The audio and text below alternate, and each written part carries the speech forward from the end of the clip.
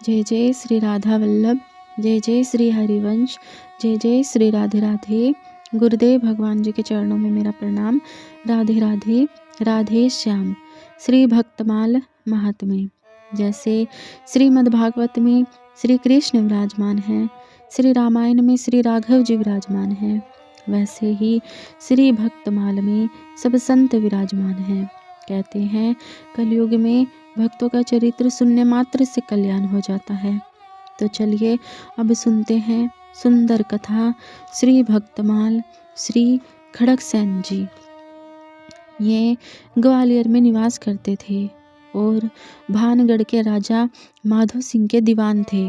श्री राधा गोविंद के गुणगणों को वर्णन करने में श्री खड़गसेन जी की वाणी अति उज्ज्वल थी। आपने ब्रज गोपी और ग्वालों के माता पिताओं के नामों को ठीक ठीक निर्णय किया। इसके अतिरिक्त दान के लिए दीपक आदि काव्यों का निर्माण किया, जिनसे यह मालूम होता है कि आपको साहित्य का प्रचुर ज्ञान था, आपकी बुद्धि प्रखर थी। श्री राधा गोपाल जी उनकी सखियां और उनके सखाओं की लीलाओं को लिखने और गाने में ही अपने आप समय व्यतीत किया। कायस्थ वंश में जन्म लेकर आपने उसका उद्धार किया। आपके हृदय में भक्ति दृढ़ थी, अतः सांसारिक विषयों की ओर कभी नहीं देखा। राजा के भक्त भगवान में श्रद्धा प्रकट होना। श्री खड़गसेन भानगढ़ के राजा माधो सिंह के दीवान थे। एक दिन इनके यहाँ वृंदावन के एक रसिक संत पधारे।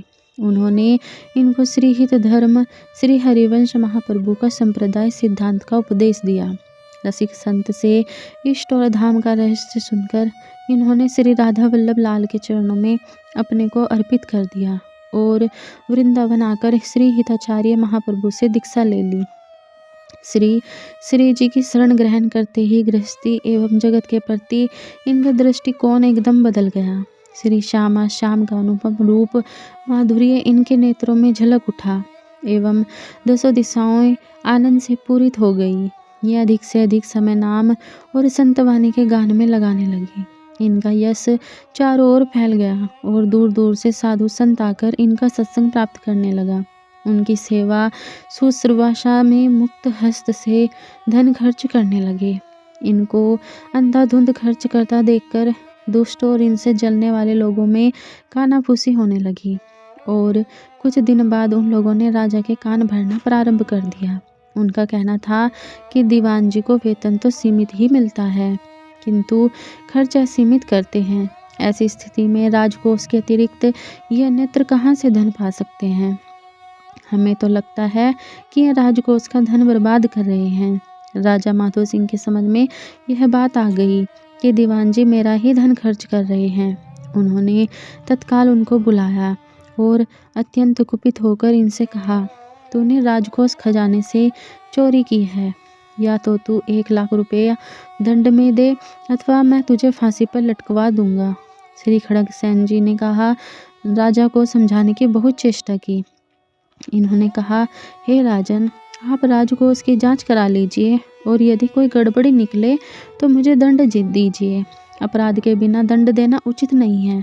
किंतु राजा ने इनकी एक नहीं सुनी और इन्हें कारागृह में डाल दिया। इनका भोजन पानी बंद कर दिया गया। खड़गसेन जी को कारागृह जेल में जाने से कोई पीड़ा नहीं हुई, परंतु संत सेवा बंद हो जाने के कारण वे व्याकुल हो गए।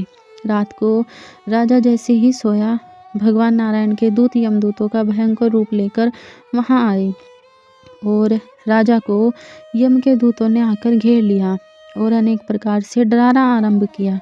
भयंकर रूप वाले यमदूतों ने उसके हाथ पैरों में हथकड़ी बेड़ी डाल दी। राजा का शरीर कांपने लगा, वह घड़बड़ाकर रोने लगा। उसके मुंह से आवाज नहीं निकल रही थी। जय जय श्री राधे राधे। यमदूतों ने उससे कहा, तूने एक निरपराध हरि भक्त को कारागृह में डाल दिया है, तू उनको शीघ्र मुक्त कर दे, अन्यथा तेरी खैर नहीं। प्रातःकाल होने पर भी राजा मृतक तुल्य पड़ा था, कुछ बोलता न था। वैद्य तांत्रिक आदि भी राजा के निकट आने का प्रयास करते तो उनके शरीर में कंपन और दाह होने लगता। यह देखकर उसके उन नौकर चाकरों को भी बहुत दुख हुआ जिन्होंने खड़गसेन जी की शिकायत की थी। राजा का एक सेवक बड़ा बुद्धिमान था, उसने कहा, भक्त श्री खड़गसेन जी को पीड़ा देने के कारण ही यह सब हो रहा है। इसका निवारण केवल खड़गसेन जी ही कर सकते हैं। शिकायत करने वाले सबको यह विश्वास हो गया कि खड़गसेन जी प्रति किए गए अपराध से ही राजा को यह महान कष्ट मिल रहा है, अतः उनको ही राजा के पास ले जाना चाहिए। वे तीसरे दिन खड़गसेन जी को लेकर राजा के पास पहुंचे।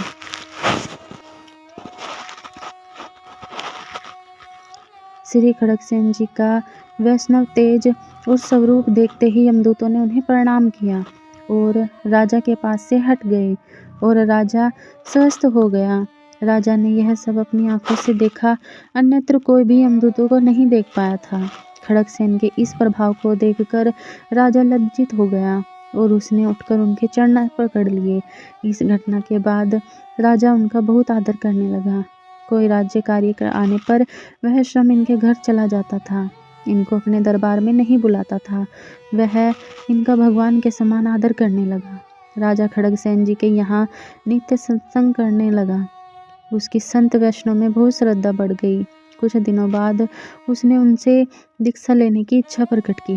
खड़गसेन जी ने उसको श्री वृंदावन ले जाकर दीक्षा दिलवा दी।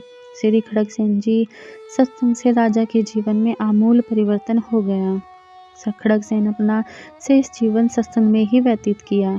चौथी अवस्था बुढ़ापा आने पर इनकी श्री राधा वल्लभ लाल की रसात्मिका सेवा में समय बिताने लगे। इनका महाप्रियान आराध्य देवी श्री राधा वल्लभ जी की भाव सेवा करते ही हुआ। शरीर त्याग कर महारास प्रवेश। गौतमी तंत्र में वर्णित विधि से शरद पूर्णिमा की महारास का हृदय में ध्यान धारण कर आपने शरीर का परित्याग किया। ग्वालियर में आप रासलीला के आयोजन यथा समय करते ही रहते थे। एक बालक श्री कृष्ण और एक बालिका श्री राधा का रूप धारण करके रासलीला का अभिनय करते हैं। एक बार शरद पूर्णिमा की रात्रि में महारास हो रहा था। उस दिन उनके ऊपर प्रेम का बड़ा भारी गाढ़ा रंग चढ़ गया। वह भावावेश बढ़ता ही गया। आंखों में रास विहारिणी विहारी जी की सुंदर छवि निरंतर समाती ही चली गई।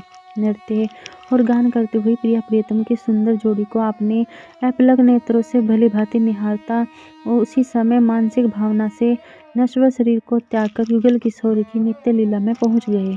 इस प्रकार श्री खड़गसेन जी ने अपार दिव्य सुख का अनुभव कर तथा लीला बिहारी की छवि पर रीझ कर अपने शरीर को न्यौछावर कर दिया। इस प्रकार प्रेम करना और शरीर त्यागना बहुत प्रिय लगा।